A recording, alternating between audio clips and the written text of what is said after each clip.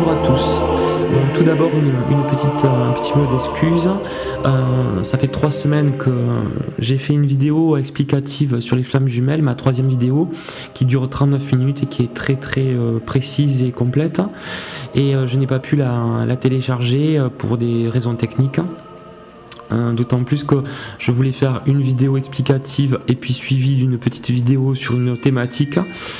Et donc voilà, donc je refais une petite vidéo sur la question de la lutte sans merci dans ces relations, que ce soit pendant la relation ou surtout pendant la séparation entre l'ego, le mental et l'âme.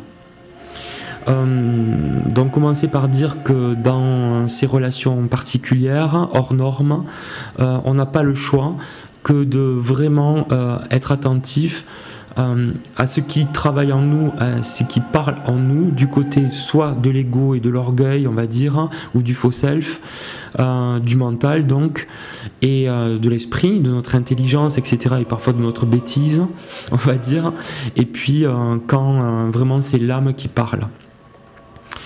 Donc tout ça pour dire que notamment dans la période de la relation déjà, mais de séparation, on est de manière simultanée parfois, piloté par l'ego et le mental, et parfois poussé par l'âme.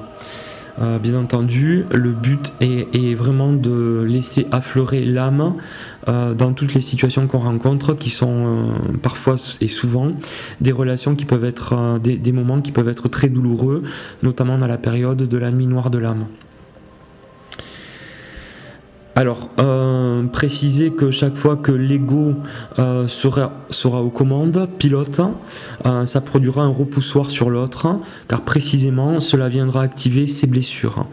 Je rappelle, blessure d'abandon première archaïque pour la personne de polarité yang, qui va être dans le contrôle plus, qui va éteindre un petit peu ses consciences émotionnelles et spirituelles. Et blessure de rejet pour la personne de polarité yin, qui va être pilotée plus par un ego dominé par les peurs et qui va s'en sortir par un masque social. Donc quand l'ego est aux commandes, les aimants se repoussent. Quand l'âme est aux commandes, qu'on soit dans la relation, dans la réalité de la présence, séparation ou pas séparation, ou dans l'absence, quand l'âme pousse, eh bien les deux personnes se réunissent, soit en présence, soit malgré leur absence, d'un point de vue du coup énergétique et vibratoire. Donc chaque fois que l'âme guide nos actes, nos paroles, nos comportements, eh bien il y a quelque chose qui se réunit dans ce qu'on appelle la 3D, c'est-à-dire dans l'incarnation en fait, ou soit dans ce qu'on appelle la 5D, j'aime pas trop le mot, mais voilà, en tout cas au niveau vibratoire, même si on ne voit pas la personne, on ne lui parle pas, et qu'on est éloigné par exemple. Donc je vais vous parler maintenant des différents types d'ego. Alors pour la polarité yang, il s'agit d'un ego égotiste qui va se caractériser par une forme d'orgueil, ce qu'on appelle l'orgueil et le contrôle. Donc le jumeau entre guillemets yang, s'il est blessé, il a de la rancune, de la rancœur, il a de fortes chances de se buter, soit de rentrer dans le silence et de rentrer dans sa coquille, mais plus sûrement en fait de renvoyer à l'autre sa colère, son mécontentement, et de manière assez sèche et assez dure.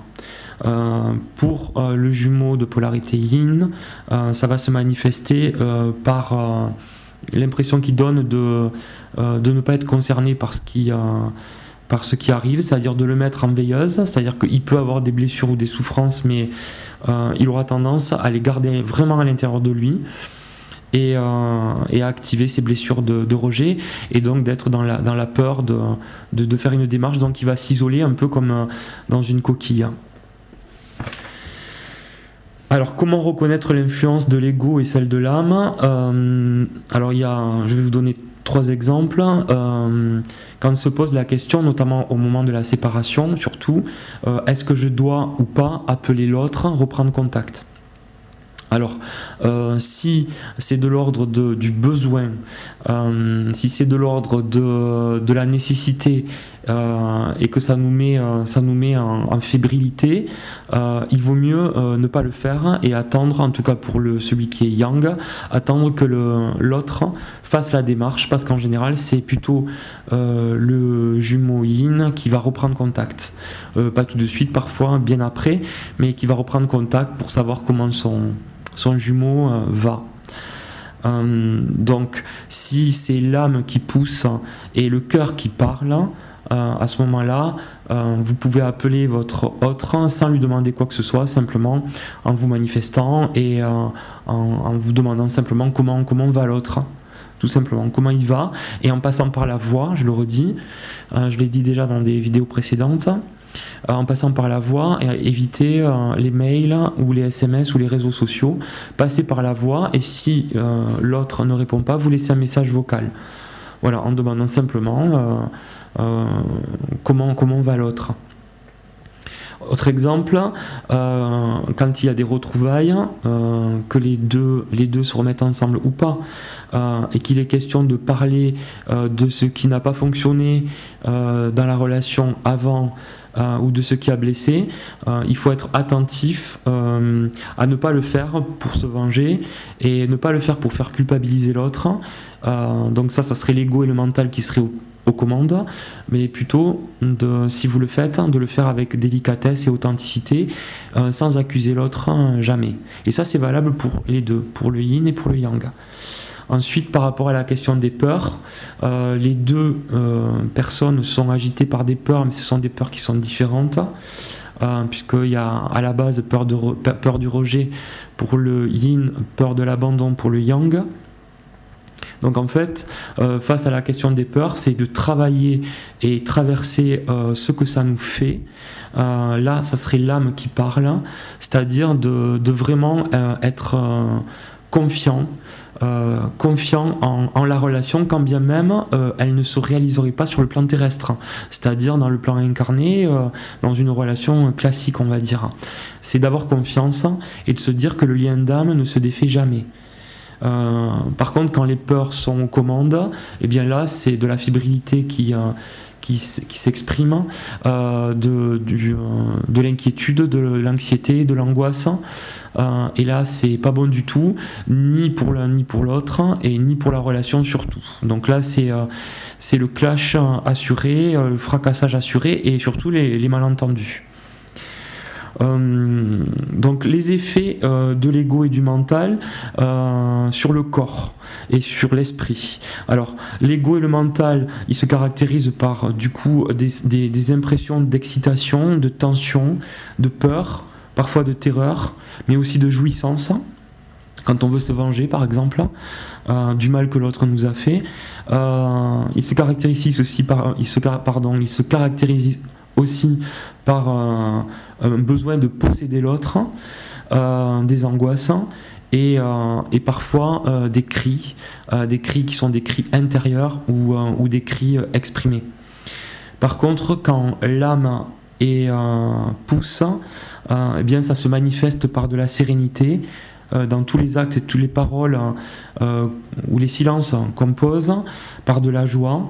Ça peut s'exprimer aussi par des larmes de joie, ce qu'on appelle dans la spiritualité le charisme du don des larmes, c'est-à-dire qu'en fait les larmes viennent aux yeux et que ces larmes-là sont poussées par l'âme. Donc ce sont des larmes divines.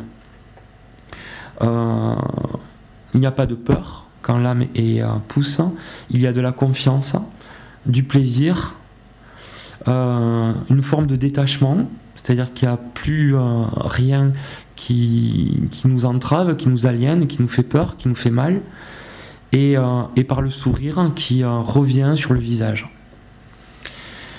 Donc ce qui est très important, c'est qu'au moment de la séparation, ça peut se passer aussi même avant la séparation, que notre ego s'envole, moi je dis au vent de la brise légère, et qui en fait qui se dissolvent, hein, l'ego. Notre ego, celui qui nous empêche, qui nous entrave, qui nous empêche dans cette relation, mais qui nous empêche aussi dans tout type de relation. Et ça, c'est lié à nos blessures d'enfance. Parfois aussi, c'est lié à ce qu'on appelle le nœud karmique, mais ça, je ne le développerai pas ici. L'ego, il est fracassé au moment de la séparation, au moment de la nuit noire de l'âme, et cela passe par cette période-là. C'est inscrit dans le chemin. Donc au début, c'est un fracassage, c'est l'impression d'avoir perdu tous ses repères, c'est une souffrance atroce, l'impression qu'on nous arrache les tripes, qu'on meurt, qu'on est mort.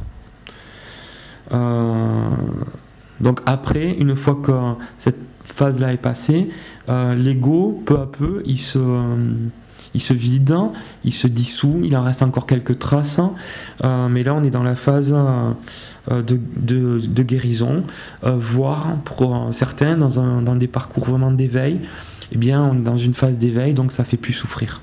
Et ça fait plus souffrir non seulement dans la relation d'amour divine, mais ça fait plus souffrir non plus, qu'on soit avec la personne ou pas, hein, et ça ne fait plus souffrir non plus dans les relations qu'on peut avoir dans la famille, avec ses amis, ou éventuellement aussi avec d'autres histoires amoureuses qui se présenteraient. Voilà, je vous embrasse très fort et je vous serre contre mon cœur en espérant que la prochaine vidéo explicative pourra être diffusée sur YouTube et fonctionnera. Merci.